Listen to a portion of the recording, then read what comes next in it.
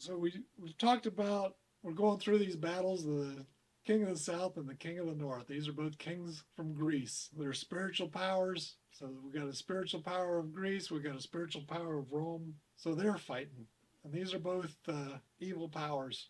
It's interesting that sometimes God will set up the kingdom to start with, but then Satan will they'll be given into Satan's hand. So these kingdoms will then be led, and they'll just do evil and not believe in the God that gave them the power. So we saw that with King Nebuchadnezzar. That same thing's going to happen with this kingdom of Greece. When we get to verse 23, we've got an overlay of history and the future. So we've got a king of the north in the past, Antiochus IV, Antiochus Epiphanes, and he was a type of the Antichrist. And we're also going to see this future Antichrist that is going to come and take over Jerusalem from the Roman Empire, a future Roman Empire, not the past Roman Empire. So we had the Greek Empire come, and that was taken over by the Roman Empire in the past. But in the future, we're going to have a Roman Empire that gets taken over by this Greek king of the north. I hope that cleared that up. Start reading verse 23 through 28. After the league made with him, he shall work deceitfully, for he shall come up and shall become strong with a small people. He shall enter peaceably even to the fattest places in the province, and he shall do that which his fathers have not done, nor his fathers' fathers. He shall scatter among them prey and spoil and riches. Yea, and he shall forecast his devices against the strongholds even for a time. And he shall stir up his power and his courage against the king of the south with a great army. And the king of the south shall be stirred up to battle with a very great and mighty army.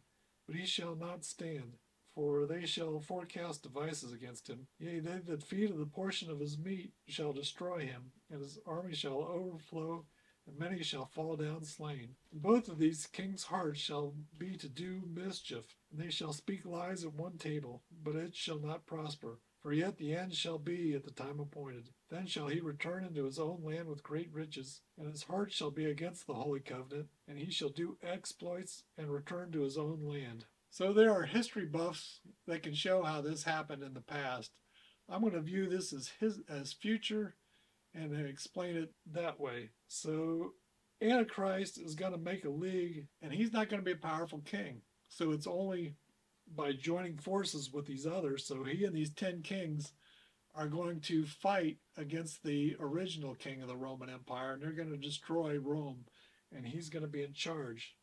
So he's going to be strong even though he started small. So that's why he's called a little horn. Then he's going to be entering peaceably even among the fattest places of the province. So they're talking about Israel here, I believe. But at any rate, he's going to take from the rich and give to himself. So those that aren't standing with Antichrist, he's going to take all their money. This is going to be a time when if you don't have the mark of the beast, you can't buy or sell. So if you don't want to take this mark, he says, that's fine, I'm going to take all your stuff. And he's going to say what he's going to do. So he's going to say, well, these people didn't believe me. I took over them. Now I'm coming after you guys. So that's what forecasting his devices means. He's gonna say, I'm going to go capture you next and take your stuff. And so he's going to do that against Egypt. So he's going to say, I'm coming after you next. He's going to have this huge army, but that's not going to work out for him. So in the south, people that are part of the king's entourage, they're not going to like this king of the south. And so the army is going to be defeated. The army of the king of the south is going to be defeated. And these kings are going to say, well, we just can't have this war. So let's meet and talk about it and see if we can't work something out. So that's how in our world things get solved. So right now we've got the war in Ukraine, and so Russia and Ukraine say, maybe one day they'll say, well, let's sit down at the peace table and see if we can't hash this out instead of sending our soldiers in. Well, it's all just going to be lies. Neither one of them wants peace. They're all just sent to for destruction against one another. We want to win the war, and when one of us wins, that's how it'll end. So the king of the north is going to return after getting all these great riches, but his heart's going to be against the holy covenant. So he hasn't taken the power. So this is previous to him becoming known as the Antichrist that takes power from the Roman Empire. So this is during the first 3.5 years when he's gathering strength against Rome. That's the first part of 3 battles that are described. So verses 29 through through 39, that describes the second part. So at the time appointed he shall return, that's the Antichrist, toward the south, but it shall not stand as be as the former or the latter. So it wasn't as this time, it's not going to be like the former things happened. There's going to be one more thing happening afterwards. For ships of Chittim shall come against him, that's Cyprus, or the west in general. Therefore he shall be grieved and return and have indignation against the holy covenant. So shall he do. He shall even return and have intelligence with them that forsake the holy covenant. And arms shall stand in his part, and they shall pollute the sanctuary of strength, and shall take away the daily sacrifice. They shall place the abomination that makes desolate. The Holy Covenant, that's the Prince of Rome. They're going to let Israel worship on their Temple Mount. And this future Antichrist character is going to take away the daily sacrifice.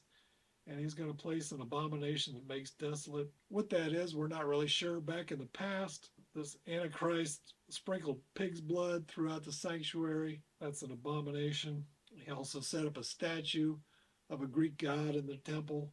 That's an abomination. Could be either or both of these things he does. But the important thing is this daily sacrifice. When that stops, that's when the Great Tribulation starts. That's the last 3.5 years of that 7-year period of punishment against the Jews. Continuing in verse 32, and such as do wickedly against the covenant shall he corrupt by flatteries. But the people that do know their God shall be strong and do exploits. And they shall understand among the people, and they that understand among the people shall instruct many, that they shall fall by the sword, and by flame, and by captivity, and by spoil many days. Now when they shall fall, they shall be helped with a little help, but many shall cleave to them with flatteries. And some of them of understanding shall fall to try them, and to purge, and to make them white, even to the time of the end, because it is yet for the time appointed. These Jews will become Christians. They'll be made white in the blood of the Lamb. Verse 36, and the king shall do according to his will. He shall exalt himself and magnify himself above every god, and shall speak marvelous thing against the God of gods, and shall prosper till the indignation be accomplished. For that is determined shall be done. So this king's going to say, I'm God, not the God of the Jews, not any other God. So neither shall he regard the God of his fathers, nor the desire of women, nor regard any God, for he shall magnify himself above all. So whatever lineage he's from, right now Syria is under Islam control, so he won't regard that God. He's not going to regard any God. The desire of women, it's in the context of who do women worship. Some say the desire of women is give birth to the Messiah. Do that as you will, but whatever gods they're worshiping, he's not going to worship any god. He's just going to magnify himself. But it is in his estate, again, where he's from, the land of his fathers, he shall honor the God of forces, and a God whom his fathers knew not. He shall honor with gold and silver, and with precious stones and pleasant things. Thus he shall do in the most strongholds with a strange God, whom he shall acknowledge and increase with glory. And he shall cause them to rule over many, and shall divide the land for gain. So in the book of Revelation, we learned that this Antichrist is going to have a false prophet. They're just going to say great things about each other, and they're going to make money, and they're going to get weapons through this talk. That's how he's going to become stronger and stronger.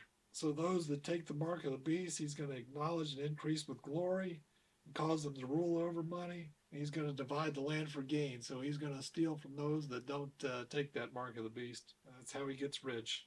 So that's the second portion of this. And again, a lot of people look at this as Antiochus Epiphanes, way in the past, that all that was fulfilled. It seems to me that there is a future fulfillment for that. So verses 40 to the end of the chapter. At the time of the end, we're going to say this definitely has to have at the time of the Great Tribulation, because in chapter 12 it begins at that time. What time? The time of the end. So those things come together. This is all one vision. Although it's divided up into 3 chapters, this is one vision. So now for sure, this is future, although it also may have had a past consideration. At the time of the end shall the king of the south push at him. So Egypt's going to attack the king of the north. And the king of the north will come against him like a whirlwind, with chariots and with horsemen, and with many ships. And he shall enter into the countries, and he shall overflow and pass over. So this king of the north is just going to have this huge army. He's going to go through Israel and all the way down to Egypt. So he shall enter also in the glorious land, and many countries shall be overthrown. But these shall escape out of his hand, even Edom and Moab, and the chief of the children of Ammon.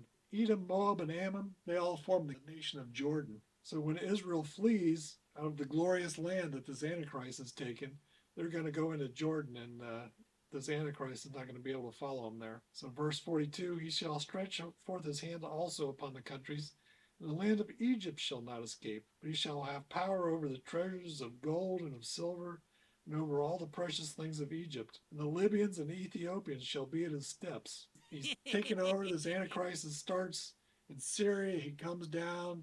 He takes over Israel, and he takes over Egypt.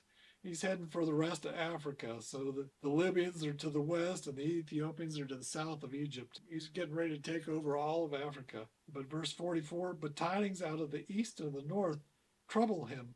Therefore he shall go forth with great fury, destroy, and utterly to make away many. And he shall plant the tabernacles of his palace between the seas and the glorious holy mountain, and he shall come to his end, and none shall help him. So this Antichrist is in Egypt. He's getting ready to take over the rest of Africa, but instead there's going to be another power that says, wait a minute, I'm going to come and take over the Antichrist. So tidings out of the east and the north. We read in the book of Revelation that there are powers, the kings of the east, they're called. In Ezekiel, we see who some of these kings are. So out of Turkey, maybe out of Russia, out of other places, the Persians being this army, they're coming to actually fight against the Antichrist. But what happens is the Antichrist turns this all around and says, no, fellas, you don't want to fight against me. You want to fight against God. So that's when they gather at Armageddon. So this is where the armies of the world are gathered to fight against God when he comes. So I've made a video on the whole battles around that time when I did the Armageddon one. So if you're interested in just seeing how Ezekiel plays in this final battle, seeing how the book of Revelation plays in, if you look back, there will be a video about this final battle. That's chapter 11. We've got one more to go.